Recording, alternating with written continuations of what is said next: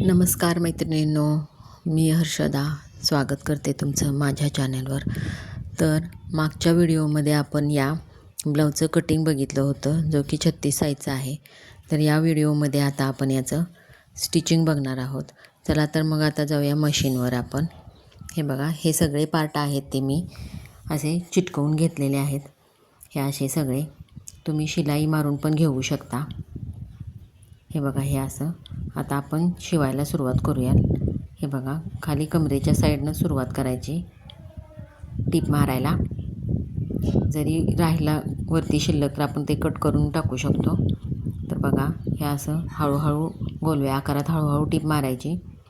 ओढायचं नाही गोलव्या आकारात, नाहीतर मग शेप बिघडतो.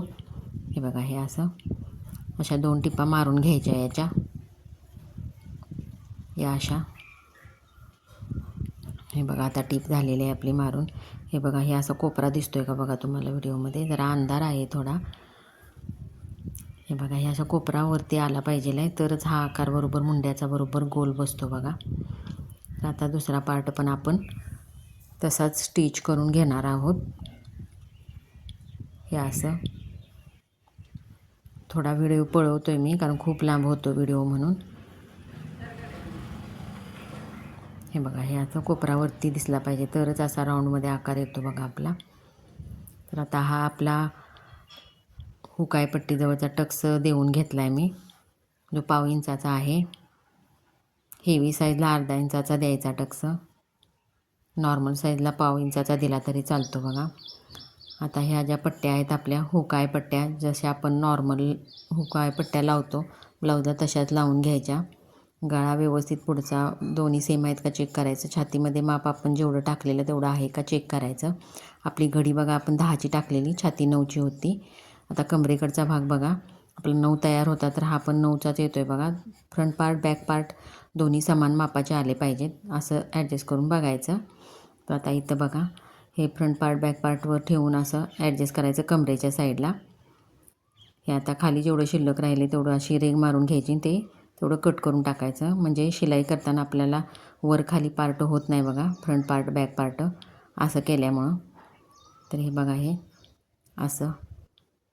तर आता आपण हुकाय पट्टीसाठी मार्किंग करतो आहे, पण त्याच्या आधी आता आपण कमरेला लावण्याच्या पट्ट्या तयार करतो आहे बघा. 1.5 इंचाच्या पट्ट्या तयार करायच्या, ह्या अशा.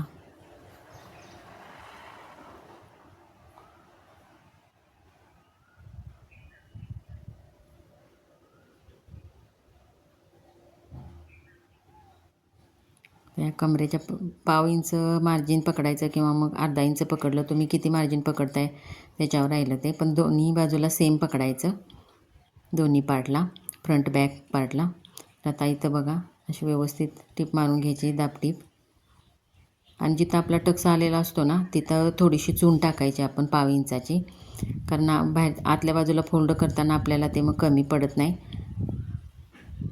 व्यवस्थित प्लेनमध्ये दिसतं पार्ट तो. हे बघा, हे आता असं वरून दाबटीप मारून घ्यायची. हे आता आपले फ्रंट पार्ट तयार झालेले आहेत बघा, सेम आहेत का चेक करायचं गळ्याजवळ.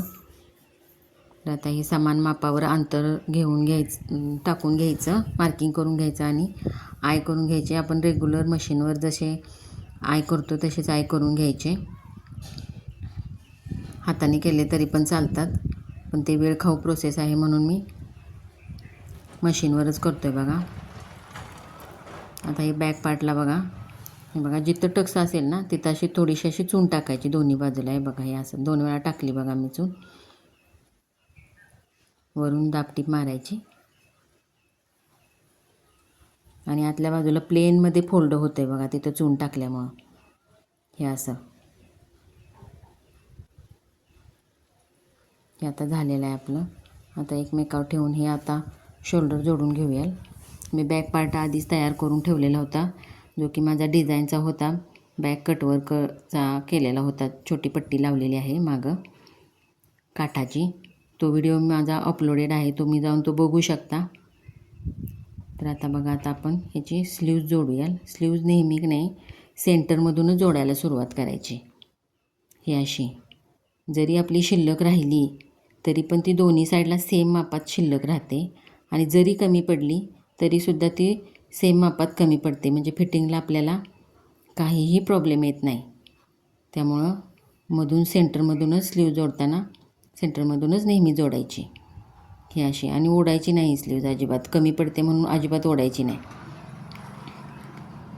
स्लीव्ज काढताना पण बरोबर मापात काढायची, फार तर अर्धा इंच पाव इंच एक्स्ट्राच काढायची. माझा स्लीवचा व्हिडिओ अपलोडेड आहे, तो जाऊन तुम्ही बघू शकता स्लीव्ज कशी काढतो आहे मी ते. आता बघा फिटिंगला सुरुवात केली आहे आपण. तर एका साईडनं अशी पाव इंचावर आधी टीप मारून घ्यायची, ही आता दुसऱ्या साईडला मारायची, अशी सेम अंतर धरायचं दोन्ही साईडला. तर आता बघा कंबरेचं माप कसं टाकतो आहे मी. ही अशी कंबर मोजायची, आपली जितकी कंबर आहे तेवढी मोजायची. आणि हुक आय पट्टीजवळ आले तर आय पट्टी जिथं हुक आपण अडकवतो आहे तिथंपर्यंतच मोजायचं, आणि हुक पट्टीजवळ आलं तर हुक जिथं लावतो आहे तिथंपर्यंतच मोजायचं. तसं बघा एवढं मोजलं, त्याचा परत एक फोल्ड टाकला, आणखीन एक असा फोल्ड टाकला, असं 2 वेळा फोल्ड टाकून आपलं किती अंतर आलं आहे बघा, एवढं आलं आहे. तेवढंच अंतर आता खाली कमरेवर टाकायचं आपण दोन्ही साईडला. आता इथं बघा छातीच्या साईडला आपण 1.5 इंचाचं मार्जिन ठेवलं तर 1.5 इंच घेतो आहे, आणि हाताच्या साईडला आपण हाताचं माप जेवढं आहे तेवढं टाकून घ्यायचं. तसंच दुसऱ्या पण साईडला घ्यायचं. हे असं वरती छातीमध्ये 1.5 इंचाचंच मार्जिन ठेवतो आहे मी नेहमी. आता मार्किंग केलेलं आहे, त्यावर अशी सरळ स्ट्रेटमध्ये टीप गेली पाहिजे आहे. ज्यावेळी आपली सरळ स्ट्रेटमध्ये टीप जाते ना, त्यावेळी फिटिंग अगदी ओकेमध्ये व्यवस्थित बसतं. कुठंही फुगा येत नाही, कुठंही चुनी पडत नाही, हातावर पण पडत नाही, कमरेवर पण पडत नाही.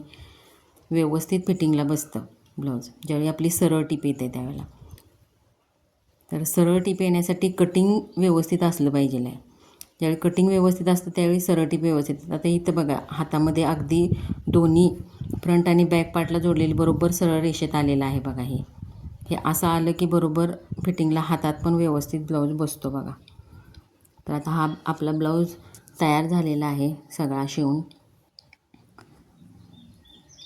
हे बघा किती सुंदर छान आणि पप आलेला आहे. गळ्याचा आकार पण खूप छान आलेला आहे बघा. फिटिंग पण आणि फिनिशिंग किती चांगलं दिसतंय बघा.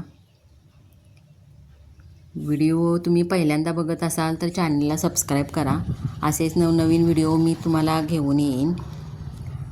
आणि व्हिडिओ आवडला असल्यास लाईक करा, शेअर करा आणि कमेंट करायला विसरू नका. धन्यवाद.